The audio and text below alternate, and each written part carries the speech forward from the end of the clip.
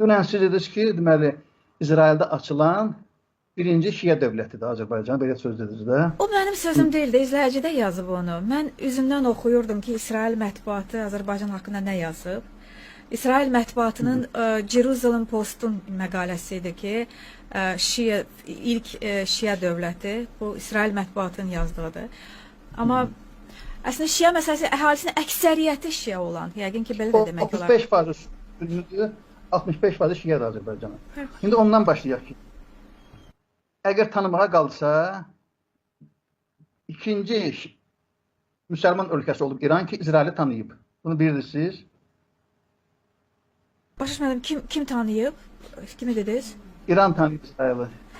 Tanımağı deyirsiniz, mən səfirliyin açılması, bəli. Yox, tanımaq. İran dövlətini tanımağı, İran dövlətini tanımaq.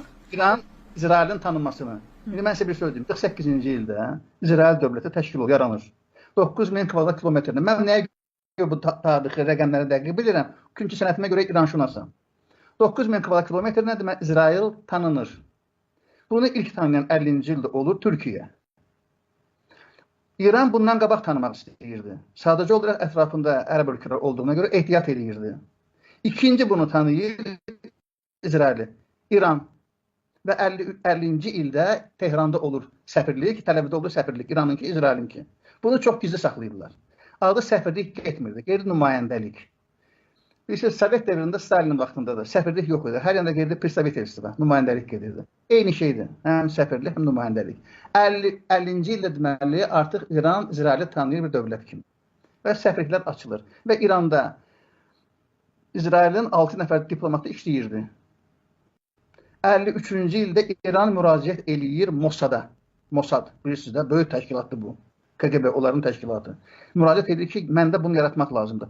Və Mossad İranda 53-cü ildə yaradır, deməli, SEVAK-ı, Sazman Əmniyyət və İttilatı Keşvər, yəni onların KGB-si, o dilə tərcümə eləsək, 53-cü ildə bu yaradılır.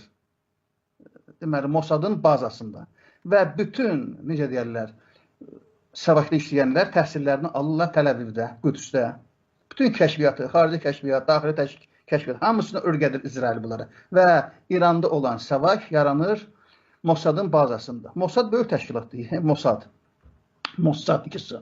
O zaman da üzr istəyirəm, Ben Gurion idi, onun rəhbəri, Ben Gurion İsraildə. Orada 57-ci ildə rəsmi olaraq SEVAK təsdiq olunur. Və bunu da rəhbərinə qoyurlar başçısında Teymur Bəxtiyar. Teymur Bəxtiyar nəyə görə mən deyirəm? Bu Şahın ikinci arvadının, Süreyyanın əmsi oğlu idi. O da familiyasına çox uyğun gəlir mənə. İsfəndiyarı, Bəxtiyarı, Süreyya. Bəli. Bu deməli Bəxtiyarın əmsi oğlu idi. Ondan sonra Şah evlənib 3-cü dəfə Süreyyadan ayrılır. Alır Azərbaycanlı qızı Fərəh Diba. Fərəh Diba Azərbaycanlı idi. İndi ola bilsin ki, yaddan çıxardıb Azərbaycanı unudub və o gələndən sonra bütün vəzifələrə Azərbaycanlıları yerləşdirirlər. SEVAK-ın sədri olur, Nemətullah Nəsiri Azərbaycanlı idi. Tehranın meri Nikbey Azərbaycanlı idi. Müdafiə naziri Qarabağı Azərbaycanlı idi. Qarabağlı deyirlər, Qarabağı. Biz hamısını bu yerləşdirir. Bu da İranın, necə deyərlər, yüksək dairələrin nəzərindən qaçmır. Ona görə də təsəvvür edin ki, deməli 78-ci ildə artıq Şah məcbur olur, müraciət edir Mossad'a ki, artıq bu gələn məni yıxır. Xameyni məni yıxır artıq, gəlir, mənə kömək edin. Bunu aradan götürün. O zaman İsraildən xəbər gəlir ki, Mossad kəşfiyyat təşkilatıdır, kəşfiyyat idarəsidir. Biz qatil idarəsi deyilik. Çünki İranın bu günlərin İslam dövləti olmağında İsrailin böyük rolu var. Mən bir dənə mən demişəm, siz baxa bilərsiniz mənim çıxışlarıma, orada demişəm ki, bugünkü İranın İslamı İslam deyil. İslam boğazı bir qara yaradır. Və bugünkü İranın İslamı İslam deyil. Və həmişə də biniyə qədimindən İranla İsrail bir gediblər. Amma İranla İsrailin kökü birdir. Bunlar qardaşdırlar. Və bunu da sir kimi saxlayırlar. Dünyadan sir kimi saxlayırlar. Və siz bayaq eşitdiyimə görə baxdım sosial şəbəkələrə, güya ki İran bunu İsraili bombardıman edir. Mən inanmıram. Dünyası inana bilmərəm. Çünki həmişə demişəm, yenə deyirəm, İranla İsrailin siyasətləri eyni olub. Bunu mən 4-5 illik xaricdən gələndən öz bildiklərimi demək istəyirəm. Mənə bu asan yoxdur. Mən deyirəm ki, heç zaman İranla İsrail müharibə eləməyəcək. İnanan yoxdur. Heç zaman müharibə olmayacaq. Bunlar yaxındırlar. Bunların kökü birdir. Kökləri birdir bunların. Bilirsiniz, ona görə bunları araşdıranda adama təəccüb gəlir. Mən dedim ki, İranla İsrail necə deyirlər, bunların siyasətləri eynidir və yaxın dostdular. Yaxın dostdular və dünyada bunu gizlədirlər. Çoxları buna inanmır, çoxları mən dediyim məsələyə barmaq arası baxırlar. Mən inandırıram. Və yaxud dediyim kimi 17 ildən bir qədər çox səfir işləmişəm, 6 il başa xətlə işləmişəm, böyle 23-24 il xarici İşlər Nazirliyində işləmişim uzun müddət.